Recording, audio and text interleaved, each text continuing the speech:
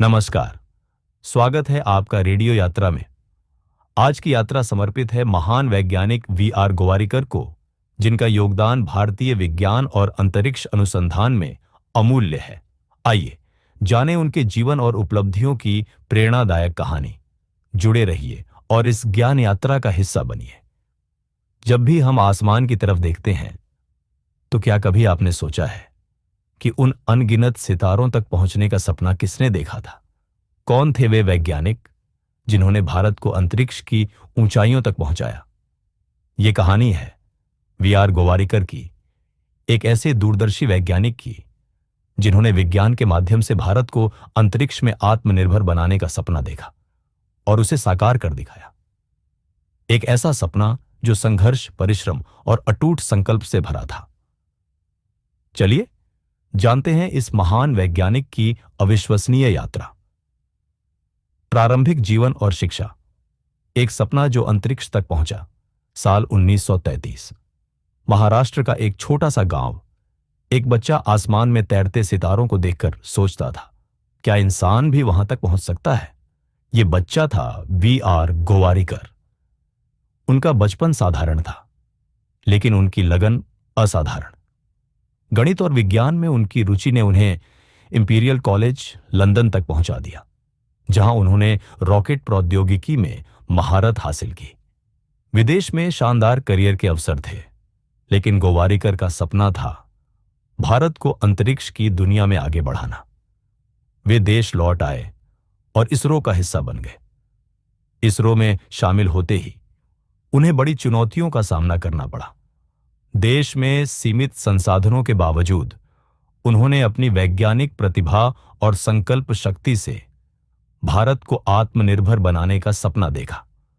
शुरुआत में संसाधनों की भारी कमी थी। उपकरण तक विदेशी कंपनियों से उधार लेने पड़ते थे। लेकिन गोवारिकर को भरोसा था कि भारत अपने दम पर कुछ बड़ा कर सकता है। इसरो में एंट्री, संघर्ष और सफलता की कहानी। भारत अपने अंतरिक्ष मिशन की शुरुआत कर रहा था। डॉक्टर विक्रम साराभाई के नेतृत्व में इसरो की नींव रखी जा रही थी, लेकिन चुनौती बड़ी थी। संसाधनों की भारी कमी। गोवारिकर ने ठान लिया था, भारत को अपनी खुद की तकनीक विकसित करनी होगी।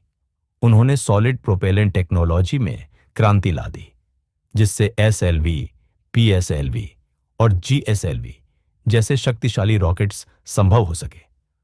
पहले प्रयास असफल रहे, लेकिन हार मानना वैज्ञानिकों की फितरत में नहीं था। गोवारिकर और उनकी टीम ने कड़ी मेहनत जारी रखी और 1980 में भारत ने अपने पहले स्वदेशी उपग्रह रोहिणी को सफलतापूर्वक कक्षा में स्थापित कर दिया। यह केवल एक वैज्ञानिक सफलता नहीं थी, बल्कि भारत की आत्मनिर्भरता का प्रतीक था। इसके बाद पीएसएलवी और जीएसएलवी जैसी परियोजनाओं में गोवारिकर ने अहम भूमिका निभाई। आज जब हम मंगलयान और चंद्रयान की बात करते हैं, तो याद रखना चाहिए, इसकी नींव गोवारिकर जैसे वैज्ञानिकों ने रखी थी। रॉकेट लॉन्च के दौरान हर वैज्ञानिक की सांसें थमी होती थी। अगर लॉन्च सफल होता तो खुशी का ठिकाना नहीं रहता, लेकिन अगर विफल होता तो सभी को फिर से खड़ा होना पड़ता। गोवारिकर इसरो की ताकत बन चुके थे। वे वैज्ञानिकों की टीम को लगातार प्रेरित करते थे। भारतीय मौसम विज्ञान में क्रांति। विज्ञान सिर्फ अंतरिक्ष तक सीमित नहीं, लेकिन गोवारिकर सिर्फ अंतरिक्ष तक सीमित नहीं रहे। उन्होंने भारतीय मौसम विभाग आईएमडी की कमान संभाली और मौसम पूर्वानुमान में क्रांति ला दी। भारत, जो अपने मानसून पर अत्यधिक निर्भर था, उसे सटीक पूर्वानुमान की आवश्यकता थी। गोवारिकर ने मॉनसून पूर्वानुमान मॉडल विकसित किया, जो आज भी भारतीय कृषि और अर्थव्यवस्था के लिए उपयोगी साबित हो रहा है। उनका विकसित किया हुआ गोवारिकर मॉडल आज भी मॉनसून की सटीक भविष्यवाणी के लिए इस्तेमाल होता है। उन्होंने कृषि वैज्ञानिकों के साथ मिलकर एक ऐसे मॉडल पर काम किया जो किसानों को सही समय पर बारिश की जानकारी दे सके।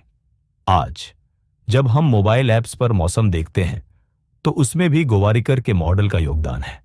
सम्मान और विरासत। एक सच्चे नायक की कहानी। भारत सरकार ने उनके योगदान को पहचाना। और उन्हें पद्मश्री से सम्मानित किया।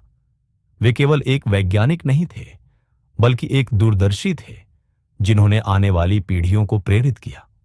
उनकी सोच थी कि भारत को सिर्फ उपभोक्ता नहीं, बल्कि तकनीकी विकास का केंद्र बनना चाहिए। आज जब हम चंद्रयान, गगनयान जैसी मिशनों की बात करते हैं, तो हमें याद रखना चाहिए कि इसकी नींव गोवारिकर जैसे महान वैज्ञानिकों ने रखी थी।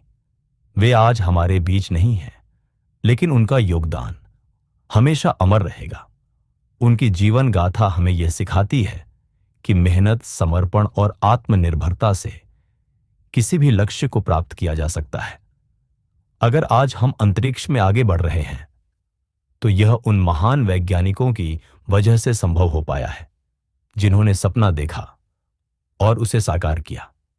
वी.आर. गोवारिकर सिर्फ एक नाम नहीं, बल्कि एक प्रेरणा है। अगर आपको यह कहानी पसंद आई हो, तो लाइक करें, शेयर करें और विज्ञान की ऐसी ही कहानियों के लिए हमारे चैनल रेडियो यात्रा को सब्सक्राइब करें।